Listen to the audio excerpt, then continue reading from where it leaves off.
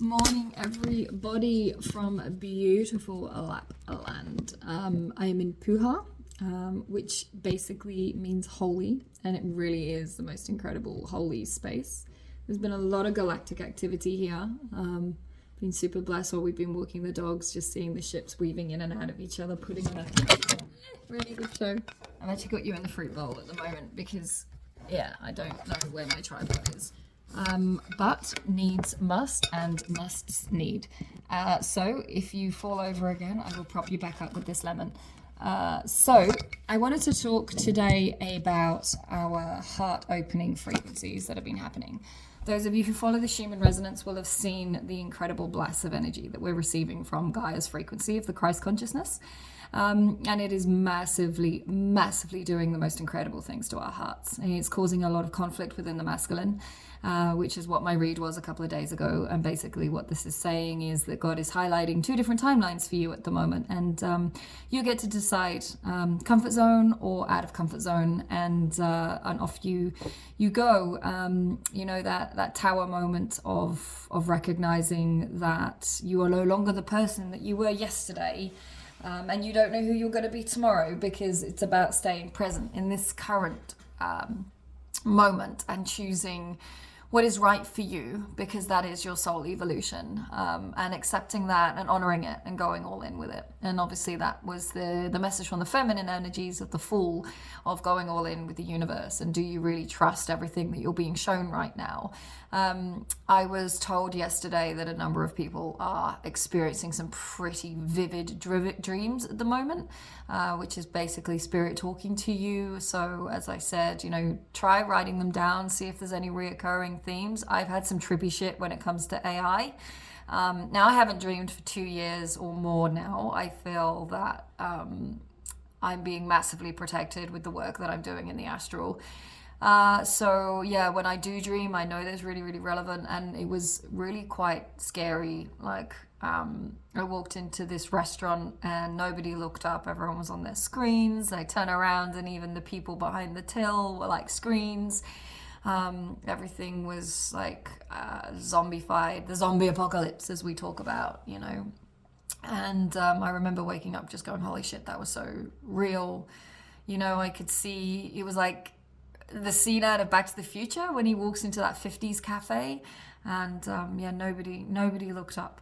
And I think, you know, that's pretty true to form to what I've seen around the world.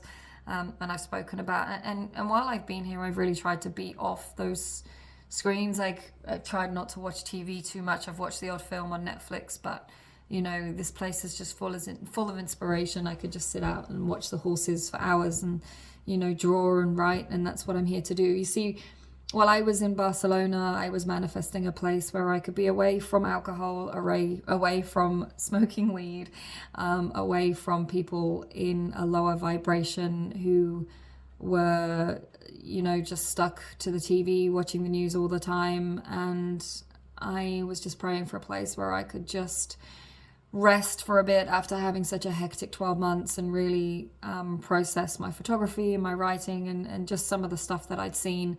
And I have that and so much more here. So that's why I wanted to sort of honor that manifestation that I brought in. And, you know, it was coupled with meeting the most amazing people as well that have just exploded my heart.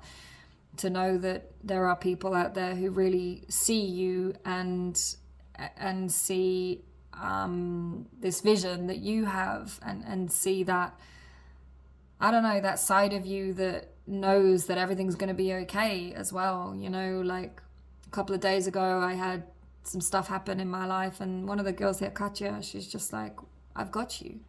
Whatever you need, I've got you. This is a girl who's known me for 2 or 3 weeks. And people like that don't grow on trees. They really don't. And, you know, I really feel that I'm in such an incredible dimension right now. And I was faced with a big decision of whether I went back to Australia because my visa situation was changing. And I've been in a lot of conflict because it means basically walking away from 17 years of my life. My dogs and my beautiful friends that I have there. But I made the decision for me, no matter what that looks like. In 2 months' time, I have to leave and come back again. But I know that it feels right to be in this dimension. I've seen so much chaos in the last 12 months. And to know peace means you've not known peace.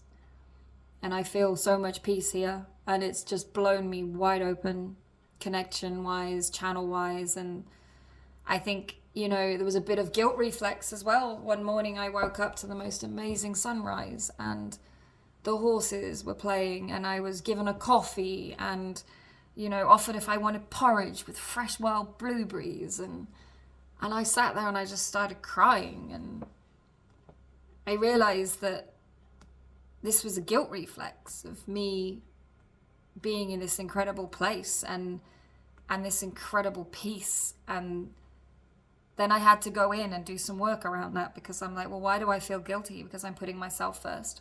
Why do I feel guilty that I switched the news off and I already know what's going on in the world, because all I got to do is ask and meditate and I'll get the answers.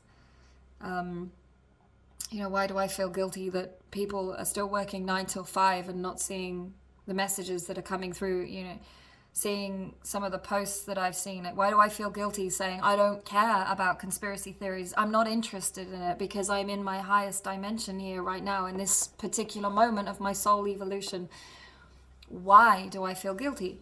And the simple fact is because even though I've talked about putting myself first and everything else, is that this was a huge fucking statement to the universe that I was ready to let go of my old life and my old self.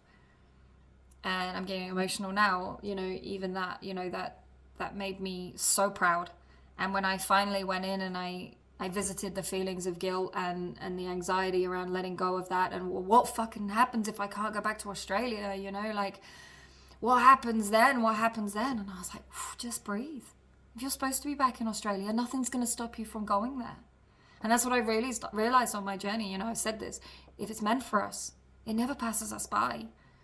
And I really, really feel that here. When I go for a walk, whether I'm with my friends or I'm on my own, I feel so connected here. And it's, as you've seen, it's blowing me open. Like, I've never drawn in the way that I've been drawing, or my writing. I'm smashing out chapters of my book. Like, I've met people here who've allowed me to be in my heart space and be exactly who I am. And I think that's just so powerful.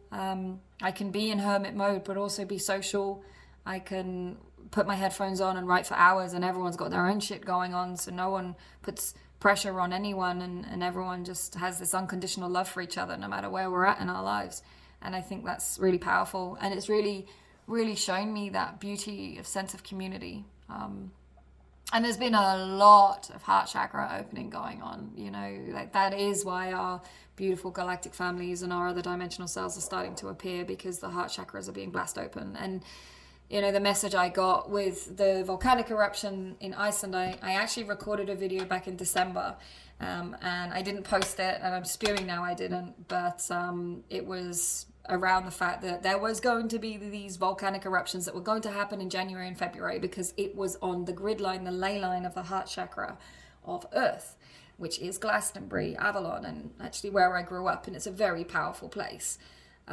So yeah, this is just that symbolism of she's opening up the lines that are opening up the heart chakra, which is the pounding of the energies, the Schumann resonance, the Christ consciousness that's coming into the grid right now, because we are doing the work and we're all walking away from shit that no longer serves us. And we're having such situations at the moment where conflict is arising, because it's supposed to say, okay, do you stay in your comfort zone, or do you know that you are meant for more?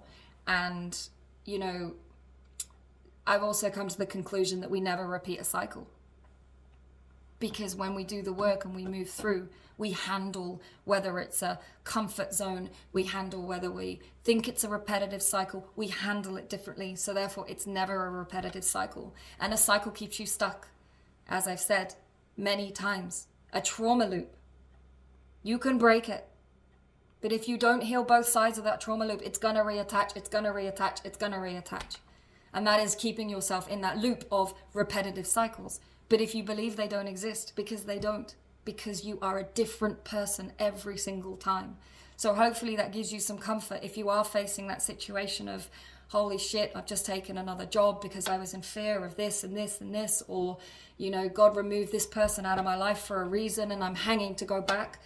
This isn't a repetitive cycle if you go back, because you're a different person and will handle even a breakup differently, or you'll handle a situation differently, or you'll recognize things quickly. So therefore it's not a repetitive cycle. So whatever you're going through right now, honor it and accept it. And if there is any kind of conflict within you, don't be scared to go in and do the work. Listen to what you are saying to yourself. Listen to what your higher self is pounding into you right now. You can talk about numbers, synchronicities, names that keep coming up, conversations, and I could talk about that shit until the cows come home. But what's important right now with our heart chakras opening is spending that time to go back into our heart. If you're having reoccurring dreams, if you're having people come up into your ether that you've not thought about for a while, go back in and find out why. Was there something that you need to say? Is there shit that you just cannot take with you from that old version of yourself into the new year? Pluto's coming in on the 20th of January, and those of you who know that that's going to shake shit up, because it is the planet of rebirth, renewal. It is, I think, got declassified because of the power of it, you know, like anyone who's been on this journey knows that there are powerful people with very strong ability to remote view and time travel. And, you know, removing Pluto out of our orbit system and therefore out of our education system, out of everything else, you know, it's only a matter of time until you start doing the astrology work and the astronomy work, and you start to connect all the dots with regards to political stance, prophecies, etc., etc. So Pluto is coming in to shake shit up, and I believe it will be from the 20th of Jan to around about the 5th or 6th of February, where things are really, really going to be like, whoa, imagine like you're going to be walking on unstable ground. But this unstable ground is literally there to shake away the shit that no longer serves you. And it's asking you to choose your timeline right now. It's asking you, do you want chaos, confusion, fear, and doubt? Or do you want divine light, love, surety? And are you prepared to open your heart and be vulnerable for that incredible fucking blessing that we have?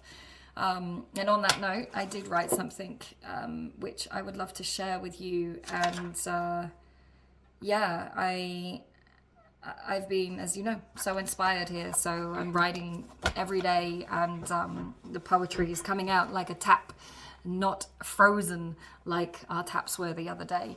But that's another story. So when your heart is open, it's like a microscope on others' pain. You're safe in the knowledge of your happiness to claim. There can be elements of guilt you feel with others' decisions to accept, but it becomes a strength not to conceal and to learn that effect. Honor the work you've done. You've been pushed to the very limits of shedding layers of worth and those tears that came with it. When you realize peace is your only thought and you're surrounded by nature, God love to be brought. When you have seen chaos and have no judgment of what's found, learning people's stories and pain, and that there is so much around. You realize the truth of this path. No confines again, or prisons to laugh. You realize the cycles never truly repeat, because you're different now with everything you meet. That is the beauty of seeing pain and sorrow, is that you learn to open your heart to love and living present, not on the time we think is borrowed. Have an amazing day, and as always, if you want to talk, send me a message, and if you want a reading, I'm here. Just let me know. I'm going to remove you from the fruit bowl now.